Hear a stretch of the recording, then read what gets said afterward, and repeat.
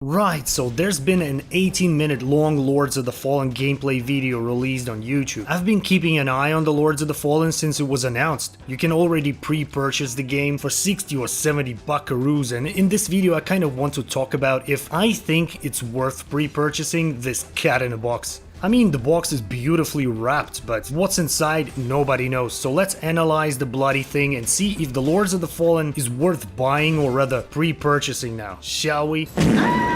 And before we start, I'd like to give a shout out to my friend, who is a writer and a voice actor. He's working on his sci-fi audio drama project, and the first episode is already available on YouTube. So basically every episode is a bunch of audio logs recorded by a dude who's chilling on a space station somewhere above Jupiter. We are truly sorry we have been unable to check in with you before now. Ugh, check in, how about fuck off? The link is in the description, check it out and stick around if it's your thing. Say hi from Melvo too. Also, thank you very much for your support, lads. It feels so good to be in a four figures club.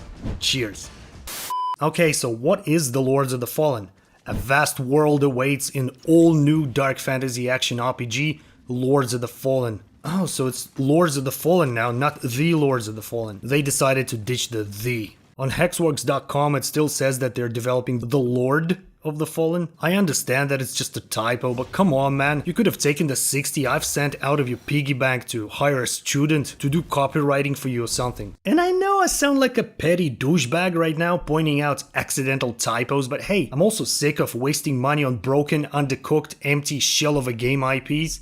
The Lords of the Fallen, and I think I will stick with there's enough confusion in this world already. The Lords of the Fallen is a AAA $60 next-gen exclusive game with no regional prices, so I think I'm gonna Karen out all I want.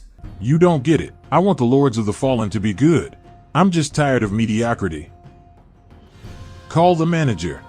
I'm out of here, bitch. The Lords of the Fallen is a sequel to a 2014 game, Lords of the Fallen, that was not very good particularly. It was slow, clunky, and really uninspired. Most of the boss fights were a joke too, where you could just circle around and wait for an opening.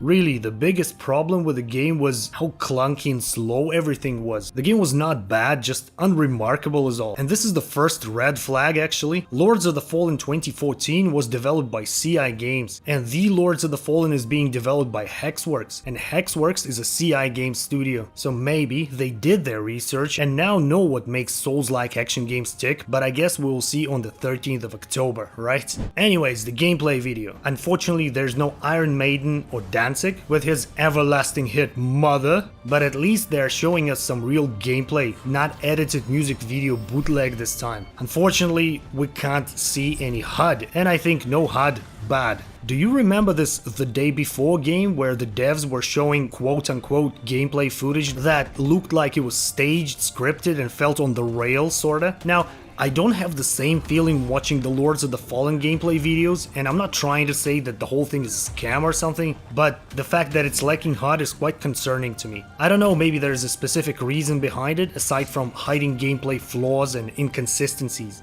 You can actually see the HUD for a few seconds in another video showcasing a boss fight. We have what, a health bar, a stamina bar, question mark, another bar with notches, these, soulflay uses maybe. And here we have the amount of souls and a current multiplier. If you remember, there was an interesting mechanic in Lords of the Fallen 2014, where the more you go on killing stuff without resting at a bonfire, the higher your multiplier becomes, hence you get more souls for killing enemies. In the bottom left corner there's an item belt, and in the bottom right corner there's an ability panel, sorta. So, in the 18-minute long gameplay video, a few locations are being revealed. Skyres Bridge, that location with a Berserk reference that made everyone so happy. Then Pilgrim's Perch, a location that seems to be a pain to traverse through. I guess every Souls-like has to have a location where gravity kills you more times than the enemies do. And Lower Kalrath, an ever-burning area that looks like a regular Russian barbecue party or something. I think it's pretty obvious that the game looks stunning most of the time, which is great, I guess, but I, for example, don't mind playing a game with Lords of the Fallen 2014 graphics, but with intense combat and interesting mechanics. Anyways, you might think that I'm here just to shit on the game, and that's incorrect. This is where I start praising actually, because some of the mechanics presented in the video are really good. on paper at least. The Lords of the Fallen is set in a world that features two realms, of the living and of the dead, and you can traverse between said realms. Now this indeed is quite interesting. Death is not the end. We can see that during the first boss fight. When you die, you transition to the realm of the dead and kinda have one last chance. I really hope that all or at least some bosses will have different movesets depending on the realm you're fighting them in. Just imagine dying on purpose to have a different boss fight experience. Class. Vestige seedlings are resting points akin to bonfires. What's interesting is that there are permanent vestiges and the ones you can spawn, but it comes at a significant cost. Again, if done right, it could be such a great mechanic. Imagine the situation where you have to decide if you want to spend precious resources on spawning a resting point or saving it for later. Some Resident Evil games made it right with Typewriter Ink, for example. There's a special ability called Soul Flay that lets you extract your enemy's soul to deal significant damage to them. This one also sounds quite interesting, fresh and unique.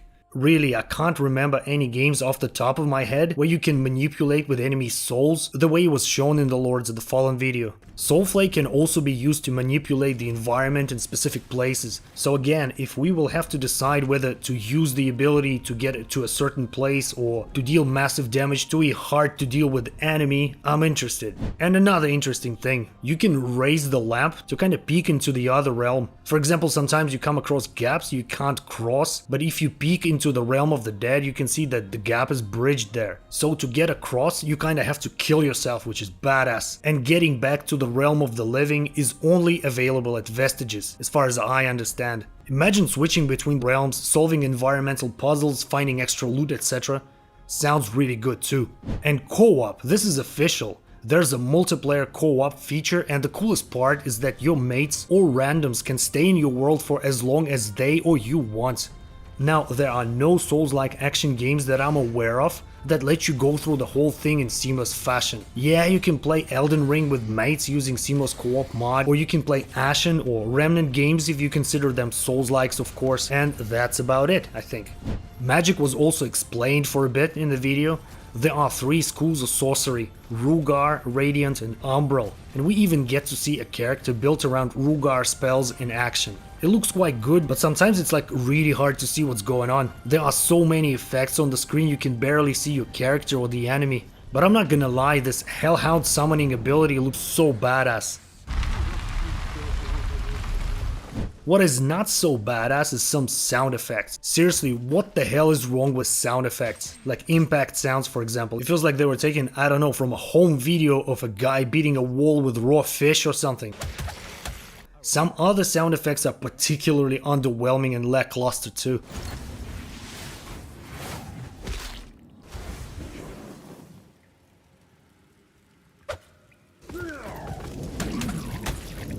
The Lords of the Fallen is built on Unreal Engine 5, and it shows. The game looks fantastic. I mean, I don't even know what else to say about the visuals. You can see it all yourself, but as most people know, good visuals are almost never enough for a game to be class.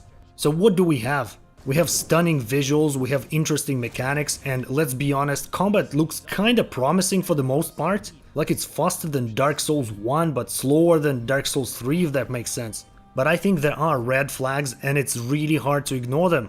First of all, the game is most likely developed by the same people who developed poopy Lords of the Fallen 2014. The game was available for pre-purchase for a whooping $60 long before the gameplay was presented. Instead, we were given CGI trailers with Danzig and Iron Maiden. And having Danzig in your trailer is not a cheap pleasure, mind you. Danzig likes his money and I can't blame him, he's got a cat to feed. My point is that we can see that there's some big money being spent on marketing, and we don't even get a little demo or something, just a beautiful wrapper. Another thing that really concerns me is pre-ordered bonuses. I can't live with a playable class being gated behind a premium edition, but a 3D model viewer being a premium feature sounds a bit iffy to me. There are some inconsistencies found in the video too. For example, here we can see that the scaling for Lord X changes after it's equipped. Look, here we can see that it scales with Inferno as D+, but after equipping it, it turns into B-. Probably just a slight oversight, but if the game is plagued with this kind of stuff, it's not good, right? Also, why the hell Fist of Insight, a sharp-looking fist weapon with 2 blades attached to it, does blunt damage? It's just beyond me. So, is the Lords of the Fallen worth buying / pre-purchasing now? I still think that it's not worth it if you're not planning on producing the Lords of the Fallen content that will bring you back that 60 in time. I'm very excited to play the game and I want it to succeed, but seeing all the little hiccups here and there, no HUD in the gameplay presentation video, and even those silly typos on the dev's official website, like come on, you're trying to wear big boys pants now? I don't know, be big boys? We have 2 more months before the game releases, so I guess we shall see what else will come up. For example, a playable teaser or a demo would be cool. Thank you Max Landy and Liam Gregory for becoming patrons. You can now become a patron too if you want, the link is in the description. Thanks for watching, see ya. Are you familiar? The Lords of the Fallen. Kind of, Iffy. but they pop.